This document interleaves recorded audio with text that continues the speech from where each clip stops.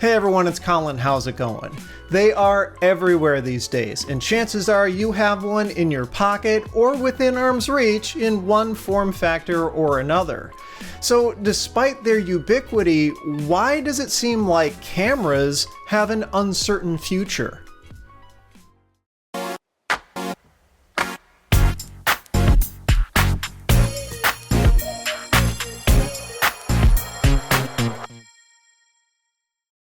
So if you follow news outlets and blogs about photography, you're probably aware of the overall decline in camera sales.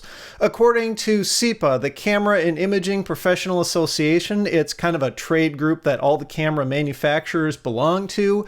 In 2016, the monthly high of digital camera sales was 2.6 million units.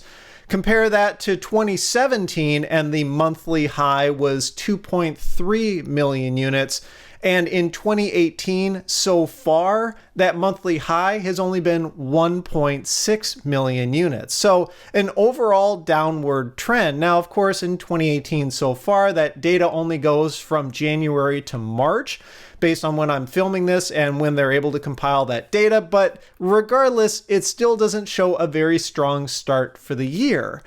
But the breakdown of those numbers is interesting. You always read those articles, see those stories talking about how sales of cameras keep going lower and lower, and due to various factors, but not very often do they actually break down the numbers of those sales. They generally talk about cameras in overall kind of overarching terms. So if you look at some of those numbers that CIPA publishes, for interchangeable lens cameras, there were about 11.6 million units sold in 2016 overall. But compared to 2017, it's actually the same number. It's within just a few thousand off between 2016 and 2017. So where's the decline? And what's more, for fixed lens cameras, you look at 12.5 million units sold in 2016, but in 2017, that number went up to 13.3 million units. So that market is actually on the rise. Well, it turns out that there's quite a bit more to the story other than just, well, camera sales are slowing.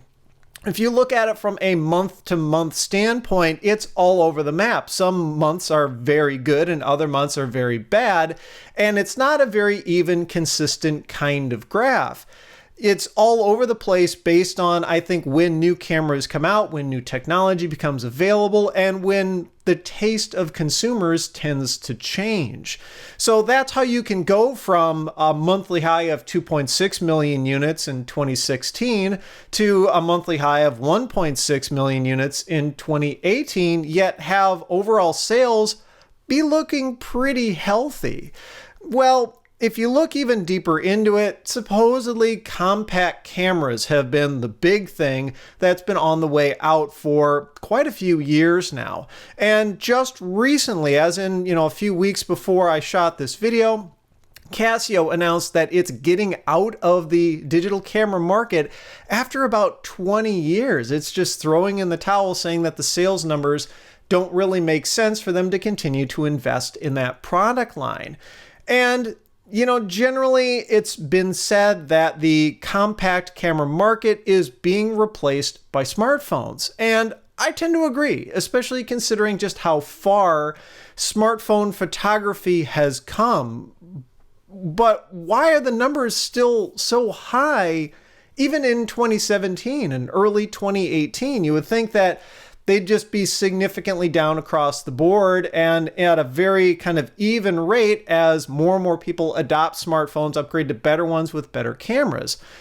Well, of course, the first thing is none of these numbers include smartphone sales. CIPA doesn't really count smartphones as any of its categories because you can't really necessarily call a smartphone a camera. I mean, yes, it has one built in, But because it's an add-on feature and not the primary purpose of a smartphone, it's tough to say that a smartphone sale equals a camera sale when you don't know if that's what people are going to be primarily using it for. I'm sure there are a decent number of people who buy smartphones and hardly ever use the cameras. Maybe they're just not that interested in it. And of course, on the flip side, there are people who buy smartphones because the camera is one of the features they're most interested in. But it's still really hard to count them as part of that number.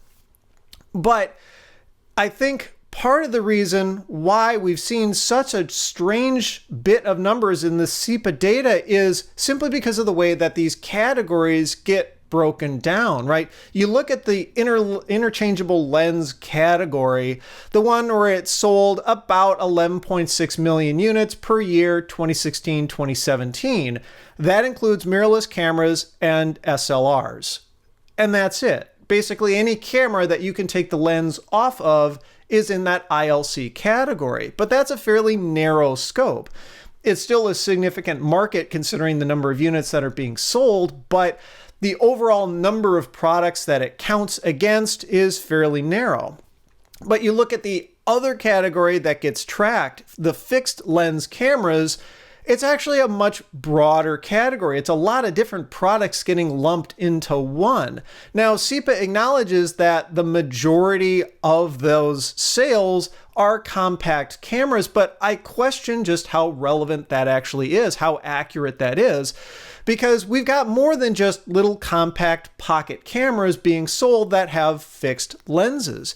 So we've got this whole new market of premium fixed lens cameras, basically anything where the lens can't detach. A great example is something like the Sony RX10. I've been using one of these for a few years now. It's pretty close to DSLR quality, but you just can't take the lens off. It's built in. Technically, this counts as a fixed lens camera and not an ILC, even though the performance it offers and the price that it sells for is much closer to DSLR or mirrorless camera territory. The other type of category is going to be specialty cameras. They also get lumped in, things like GoPros, action cameras, and then also other things like the cameras on drones. Do those count as part of this category? They very well might. So the fixed lens market is actually a lot bigger than these numbers suggest. And, the way we think of what a fixed lens camera is, for sure, in 2017, 13.3 million compact pocket cameras were not sold. It's certainly not that big of a market for them anymore. But I can tell you that these premium compact cameras certainly still seem to be holding their own, and in fact, potentially could be growing.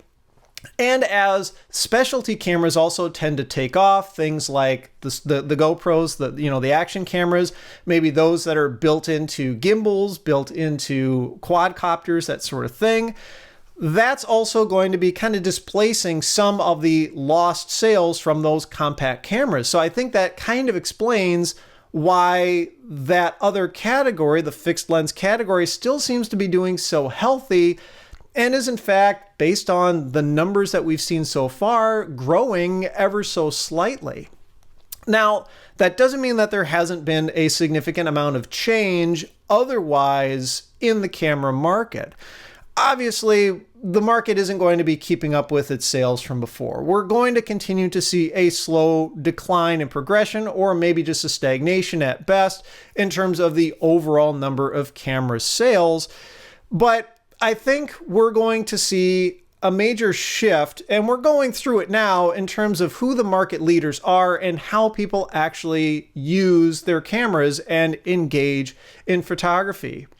I mean, it's really amazing, for example, what smartphone manufacturers have done. They've pretty much single-handedly taken over the compact camera market, as a lot of people have talked about, but they're also kind of encroaching in on that specialty camera market too. So you look at a smartphone from a few years ago, you generally get, one lens, one sensor on the back. It'd be a few megapixels. You'd get okay quality pictures, but maybe just for online sharing, Facebook, Instagram, that kind of thing.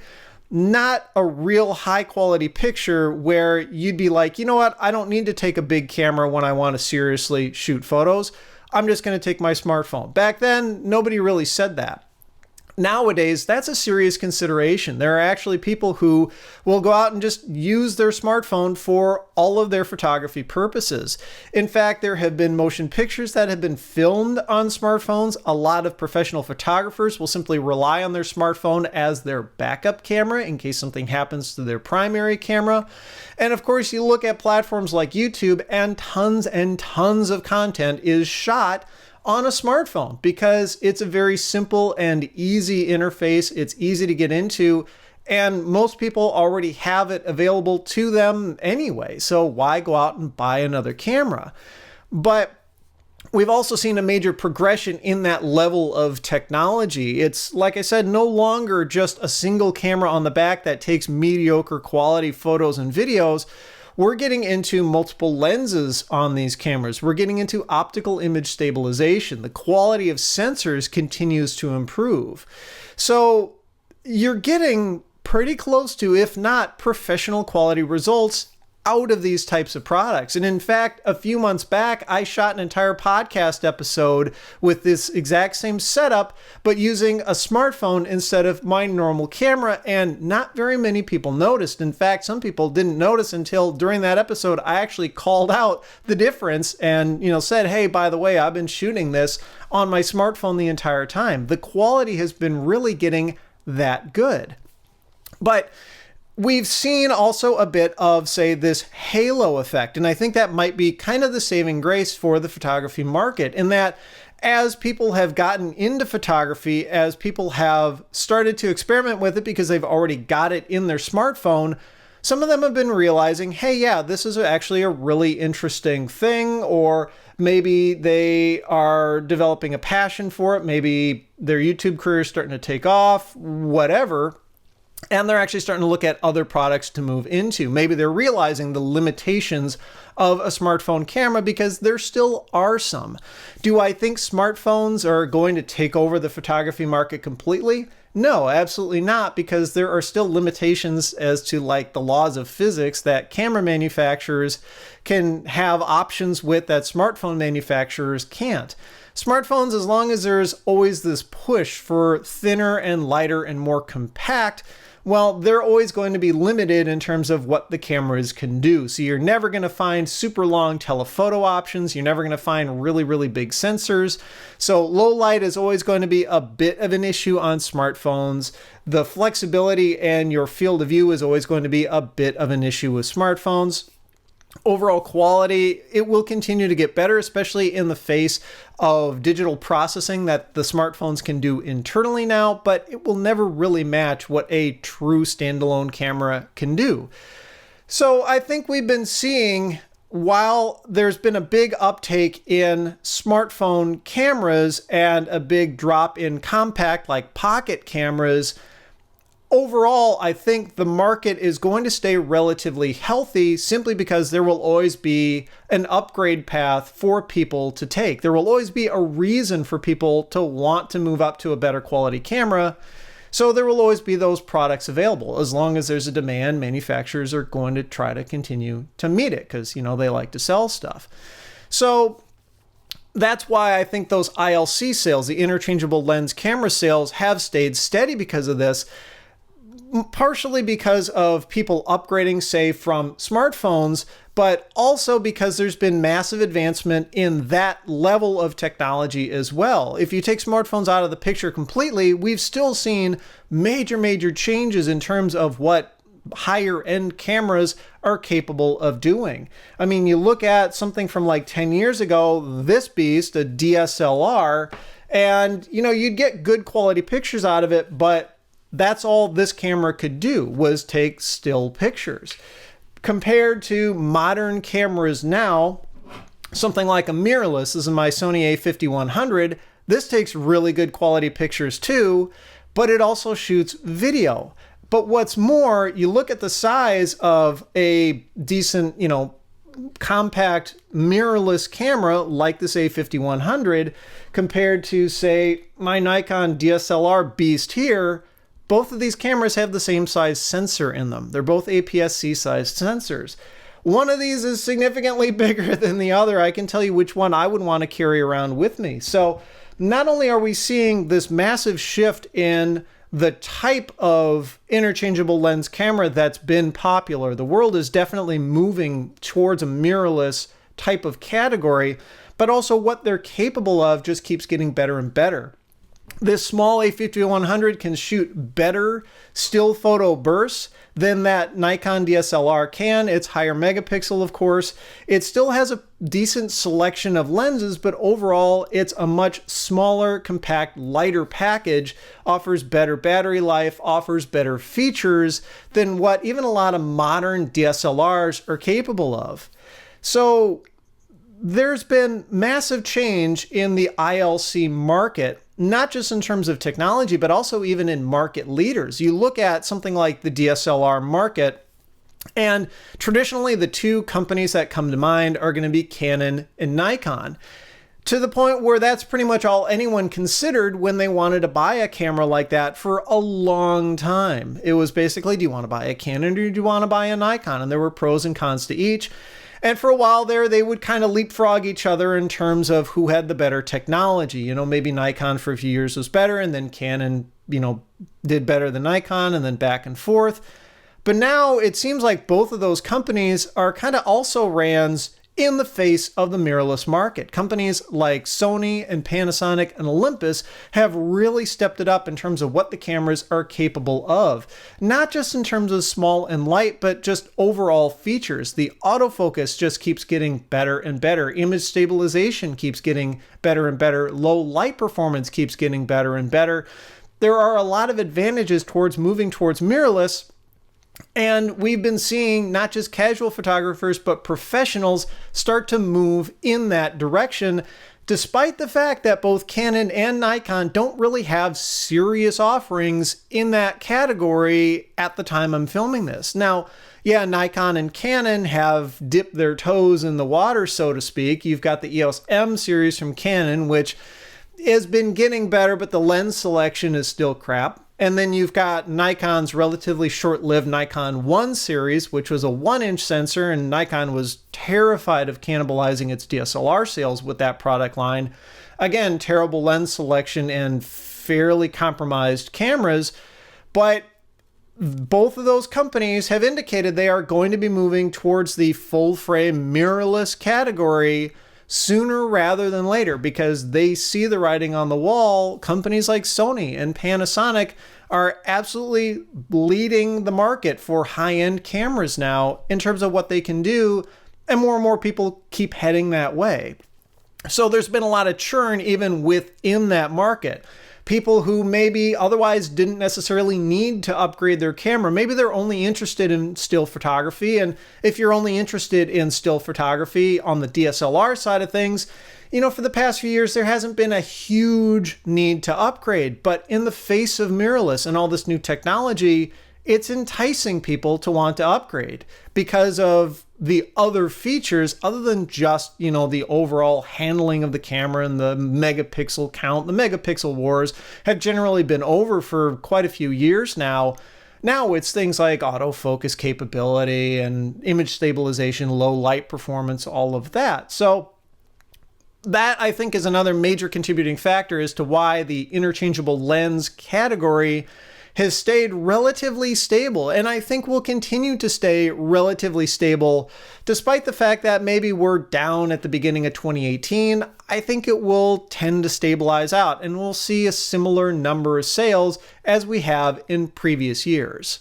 But the other thing I think that's also helping ILC sales, not just people wanting to upgrade from smartphones and people who already own like a DSLR or a mirrorless camera wanting to upgrade to new features, is video. And video might be the one factor that's bigger than a lot of people tend to think when it comes to cameras, because as we've seen major changes in terms of the technology available in cameras, we've also seen this weird merging of markets together. It wasn't that long ago when still cameras and video cameras were very separate things. If you wanted to shoot, still pictures, you'd buy a compact or digital SLR camera. If you wanted to shoot video, you'd go out and buy a dedicated video camera, like a camcorder or something.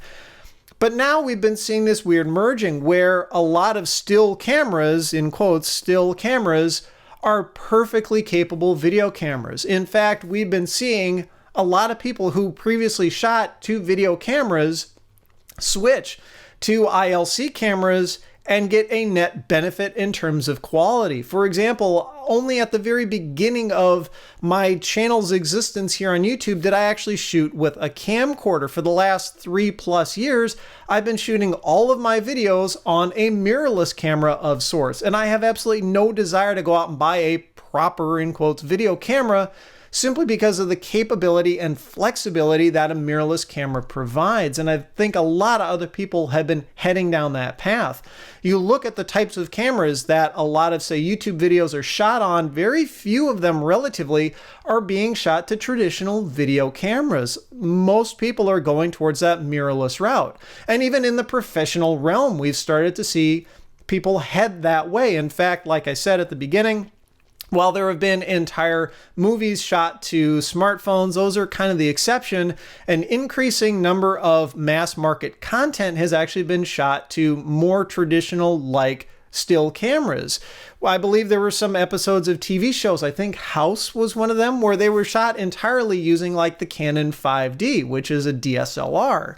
And also we've been seeing that with things like journalism, where photographers have to do double duty. Say if you're working for a newspaper, you need to shoot stills, but they also want you to shoot some video.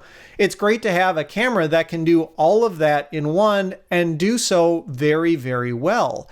So that's another thing that's been helping the market and not just stay steady, but potentially grow as people have been getting more and more into video. Video is huge right now. I don't know what the overall trend compared to still photography has been, but I would say that we've seen that halo effect of smartphone users, taking still pictures, wanting to upgrade to a better camera. I would say arguably even more of them are upgrading to better cameras from their smartphones simply because they want to take better video. So,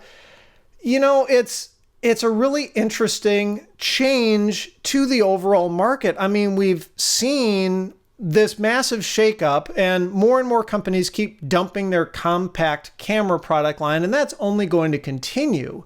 And there's been some other turmoil in other segments of the market. The drone market has been kind of weird. It's of course been growing, but you've seen some companies do well and other companies not do so well, and they've kind of been unexpected results. Even some relative market leaders like GoPro that used to be just doing gangbusters, selling really, really well, they've even started to show some turmoil. GoPro tried its hand at making a drone, of course, with a camera built in, and that didn't really go so well. It pulled out of that market. GoPro ended up having to lay off a bunch of people, and now their financial resolve is kind of unsteady, considering that they've also started to license out their name and their roadmap for products isn't very solid. Like the GoPro Hero 5 and 6 are very similar cameras, that sort of thing. They've kind of hit, their wall in terms of market penetration. Everyone who's wanted to buy a GoPro probably has already bought one at this point. But drones still continue to take off from vendors that we didn't otherwise, necessarily think would be the ones to lead that market. You would think GoPro and a drone would do really, really well, but yeah, DJI just totally ate their lunch. And again, same thing with where we've seen interchangeable lens cameras go. 10 years ago, you would think, Canon, Nikon would still totally be on top, but yeah, their future isn't looking so good. A lot of people are pissed off at Canon because of its relative lack of progress in terms of what it's been able to produce for cameras. For a while there were a lot of rumors that Nikon would just get bought by another company because financially it hasn't been doing so hot either. Recently, Nikon's finances have been looking better. Granted, they went through a company restructuring and massive layoffs, so we'll see what those numbers look like in the long term. I would say that the overall camera market hasn't necessarily shrunk. It hasn't necessarily started to crater or anything like that. It's just dramatically changed. You know, in the face of the smartphone, some could say, oh, the smartphone is killing the camera market. If you look at total sales, yeah, that's probably true. But in terms of the entire ecosystem, I think smartphone cameras have only been a boon. I think it's only helped people want to get into photography and videography even more, because what's a better way to expose people to that craft, that art, than if they've already got one of them in their pocket? You know, if you've got millions of people out there, billions of people potentially, with a smartphone that has a camera in it, a certain number of people are going to start playing around with it and realize, hey, this is really fun, and that they like it. So maybe the future of cameras is uncertain, but that doesn't necessarily mean it's all bad news. I think potentially we just need to look at how we've traditionally thought about cameras and maybe just take a new line of thinking, because from here on out, things are definitely going to be different. So I am, of course, curious as to your thoughts. Have you bought a new camera recently? What has been your reason for doing so? Do you continue to just shoot on a smartphone? Are you interested in upgrading from a smartphone? What's been holding you back? Where do you think the market's going to go? I'm just curious as to your thoughts, so be sure to leave them down in the comments below. Also, if you're interested in audio-only versions of these podcasts, I have them available for Patreon supporters at all contribution levels. You can get access to them as plain MP3 downloads, plus there's private RSS feed support, so you can load it into the podcast player of your choice and listen to them as soon as they come available. They're usually out a few days before they show up on YouTube, so that's just something to think about. Anyway, if you like this one, I would appreciate a thumbs up. Be sure to subscribe if you haven't already. You can follow me on Twitter and Instagram at thisdoesnotcomp. And as always, thanks for watching.